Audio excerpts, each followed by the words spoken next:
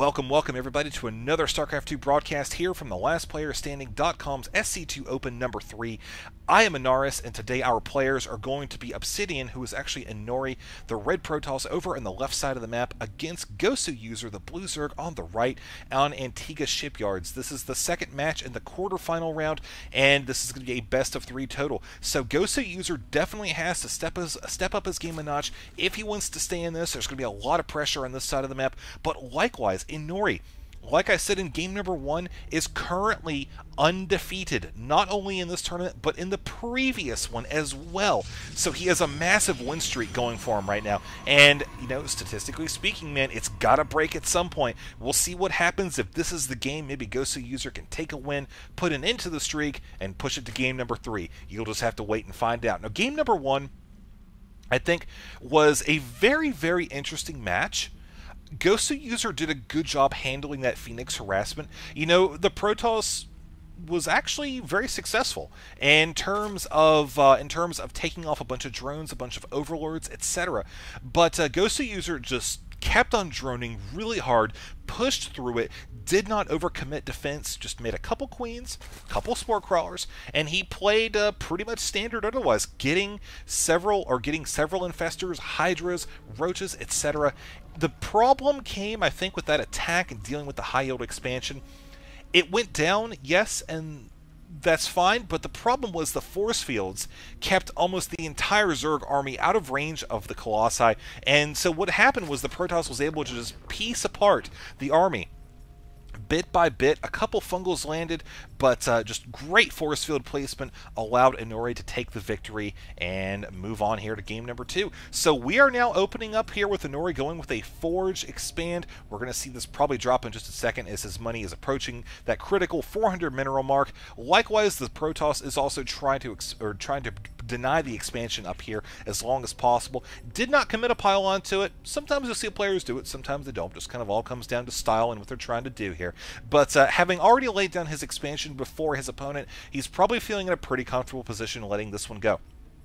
So with it now having gone down, we take a look back here. We see, okay, a spawning pool. That's great move. I mean, again, you're not likely to see these Zerglings commit to an attack down here, because of the fact that, yes, they're pretty difficult to maneuver through tight spaces without that speed upgrade, and unless you're trying to commit to just some super early one-base attack, and we don't see that happening here. Inori, I'll read it and say another, is going ahead, very defensive style. He's got the cannon up already. It's not going to be that difficult for him to wall this off in case of an emergency.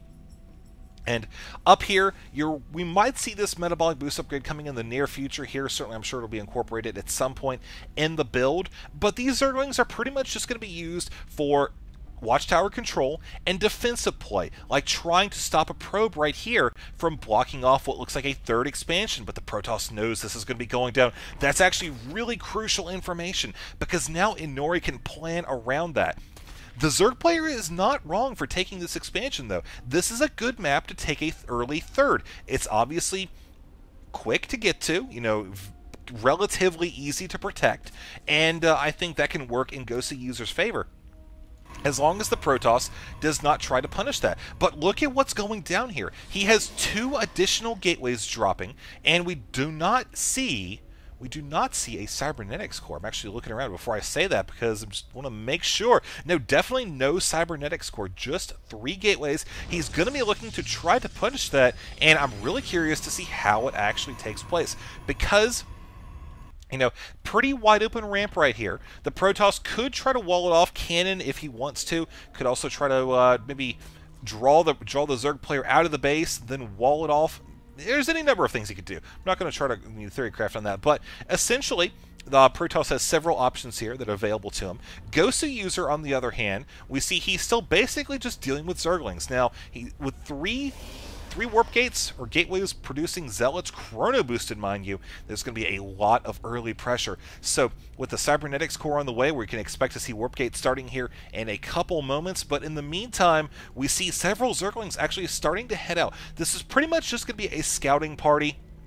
seeing if he can check out the what is waiting for him at the watchtower. Of course, he's going to come over here and see these two zealots and think, oh man, do not want to engage that, especially the probe coming. Now the probe is indicative of the continued pressure. He knows, I think he knows, let's see, cannons? Yeah, okay, he knows about that. He knows the Protoss can drop down some cannons. I was about to say, I knew I saw him scattering earlier, but I wanted to be sure. He knows those cannons are there, so he's probably expecting some type of pressure with that probe coming up here. Again, just little things you can kind of gather from being aware of your environment. Losing this queen would actually be a pretty substantial loss in the early match, as that is 150 minerals that could be going to drones or roach or zerglings, anything other than another queen. So great positioning there by Inori. You see he's actually got one zealot that is currently out of the fight, but I think he's going to be able to hold his own here. Dropping another pylon. This is going to create a nice choke point. Can the zealot last long enough to keep these zerglings away and allow this probe to survive? We're not seeing, oh man, one zergling left versus one probe with one zealot reinforcements. He is going to try to hold on to it, but no. We're going to see these cannons go down. GoSuUser and is in a little bit of trouble. Now keep in mind the creep is spread far enough to prevent cannons from getting too close, but this cannon is actually going to be going down, sacrificing a lot of drones to get it, though. And will it be worth it? Oh, man, second cannon has popped up now as well, as this cannon has now able to drive away the last of the drones, leaving GoSuUser in a very awkward position for economy. 47 to 41. So he has dedicated a lot of larva to drones in the early game, but has ended up losing a ton of them, as Inori continues to press forward, now transitioning into a Stalker-based build. We're going to see him continue to put a lot of pressure. He's basically the reason he went with these Stalkers, because they're able to provide a lot of support firepower while being close to the cannons. So if he needs to get tucked away over here or hang out down here, he can continue to engage the roaches and not really worry about getting outside of the range of fire of the cannons. This is going to ultimately lead to this expansion being secluded, completely isolated from the rest of the Zerg base now. So Inori has done a good job of cutting off the Zerg from that third and really punishing them for taking that extra expansion early on. So Inori down here, let's actually pay attention while we watch that expansion go down. 2 additional gateways. We see chrono boosted upgrades on the way. Armor 1, good choice there. And we also have 3 additional warp gates, as well as a Twilight Council. This expansion just about gone. There it goes, folks. So with this Twilight Council on the way, I think what we're going to see, one of two things here. We're either going to see Blink, which I think would be the more likely since a lot of gas has already gone into these Stalkers. We could also see a transition into Dark Templar. Again, the fact that looking around Zerg right now, he does have tier 2. That's fine. He can get Overseers, but you'll notice there's no Spore Crawlers. So Zerg is going to have to commit another 50 gas to that, which if Protoss can pressure enough, he can really start to make those Dark Templar pay for themselves. Again, that's the lesser of the 2 likely scenarios. We, of course, do have that Blink upgrade on the way now. Getting back to that. So we'll see what happens in regards to that play, as it is not being chrono boosted. A lot of energy actually builds up there as we continue to keep an eye on the Protoss force up there at the top, just staying outside of the base. One pylon actually going down. I think it was just getting in the way of the gas right there. Yeah, he even has 4 harvesters on it right now just to maximize that income. Having that gateway slightly out of position is going to cause him to have to do that. But it's okay, because now he's got a third coming up now and is in a pretty darn good spot overall. Keeping the Zerg player contained on this 2-base play, he is basically just forced to go tons and tons of roaches. Now, keep in mind, he does, I believe, have the roach speed. We'll keep an eye on that in just a second. 12 additional roaches, 13 on the way. So really committing to this roach build. Let's see if we can find that Warner. I think he's got it. Yeah, he does. So, okay. Overall, I think actually Zerg is in a little bit of a weaker spot right now, but keep in mind he does have a whole bunch extra supply and these low tier units, and he does have the drop upgrade as well as Overlord speed. So he's also got Burrow, that's good, but Blink now finish is going to make it a little bit more difficult for these roaches to deal with these Stalkers. But still, there are so many roaches here that he's just going to be able to swarm his opponent, force him back out of the base here, out of the range of cannons, which he's trying to use to his advantage. And now we have the Overlords coming down as well, providing some additional targets as well as quick support to lift those off. I'm really curious to see what he's going to be doing with that. He does not have a Baneling nest for Zergling, Baneling drops, anything of that sort. I think he might actually just go straight for a Roach drop in the base, bypassing those Stalkers entirely. Now we see the Protoss actually starting to get an idea, hey, why are you bringing all those down there so quickly? A little curious about that. Oh man, actually losing a couple Stalkers there. as I think he was trying to focus fire something that was in the back. Nice blink on that area, and of course we see several more Stalkers heading over towards the north. Again, this is pretty much just him trying to cut off supply, delay for as long as possible. We do actually have this drop moving forward. Keep in mind, all the Stalkers are still hanging out down here, and there is only one pylon powering all of these structures. Blink is already researched, so that's not going to be a huge loss to lose the Twilight Council power, but 3 gateways, that is a pretty big deal. So it's going to really be important for the Protoss player to not lose any of these forces. GoSuUser has basically just got to do as much economic damage as possible while engaging the army, keeping it at bay. He does have terrain advantage, that's good. Hit a little bit better of a concave, and obviously the burrow as well going to help him, but the problem is there's an observer right there, and so that's not really going to be a tactic that he can use for too long. And rather than trying to lift some of these off, it looks like he's actually just going to bring his overlords back overall. But so many Stalkers have been warped in now. Look at this. He has a fully functional 3rd base, 2nd base looking pretty darn good as well.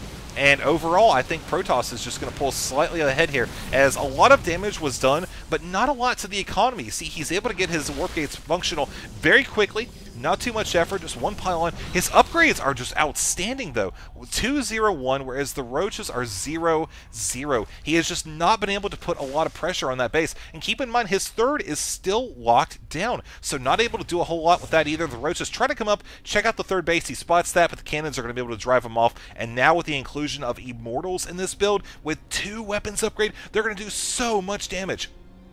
So GoSuUser is increasingly pressed to do some sort of damage to the economy, because that is exactly what he's fighting right now. A player who is basically able to just out-economize him. And we look at the income right now, and we can see he's ahead by 500, 69 to 39. I think 1 probe was just killed, possibly a scout. I don't know exactly where it was. But overall, I still think that... Oh, wait, no, that was a Zerg. I don't know what I'm talking about. He made a Hydralist in. Okay. So just got confused for a second there. 10 additional Roaches on the way. Hydras, I think, would be a good transition dealing with those Blink Stalkers, and it looks like he's still experiencing, again, the problem with his fingers. I know firsthand experience that can really help hurt your performance, so definitely not something working with him there. But we've heard about it a good bit. I feel like we should have like a saga of the fingers by StarCraft 2. There once were 10 fingers made of wood. Then they turned into bricks. The end. I think that's pretty much all I can come up with there. But definitely an epic piece of literature, nonetheless. Who says you can't be creative in video games, right? So, Inori going to be moving forward here. A couple Immortals now in the build, looking very healthy with this additional Immortal, just running back, bringing it to a total of 3. We do have that probe transfer coming over into this expansion, as well as the high yield. It looks like, oh no, he's just going to go ahead and have those mined directly from the high yield. Okay.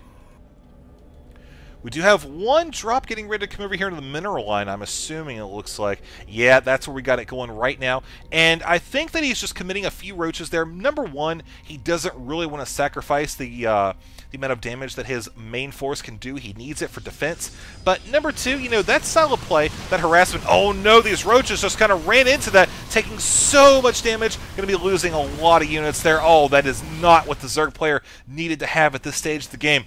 But what I was going to say was this drop, it's not so much to do a lot of economic damage. I mean, yes, that's definitely a good thing, but it's to force the Protoss player to stay in his base for as long as possible and just keep him away from the natural and the 3rd, which he's trying to get up right now. We see the Protoss actually looking to come over and take this out. Will he be able to cancel and at least get those minerals back? And it looks like, I guess the other side of the bracket's easy. Well, that definitely sucks in that regard, but anyways, I think that our Protoss player here is just in a really great spot now. 3 bases, high yield expansion, bringing it to a total of 4. And now with this army starting to dwindle down after having lost a good number of Roaches in the center and also being contained for so long, GoSuUser is again just fighting an uphill battle, but now there's the Blink. Very, very aggressive Blinkmen. You don't often see offensive Blinks into that big of an army, but he knows that he has a commanding lead in terms of supply and unit counters. He knows he can take out a lot of those Roaches very quickly with those 4 Immortals. So there's the GG from GoSuUser, bringing this game to a 2-0 victory for Inori, continuing that winning streak, man. Congratulations to him, and also GoSuUser for putting up one hell of a match set. So let's go on to the next fight and see what happens next. And let's see, Kat, do you have anything to say? Cat says, wear deodorant.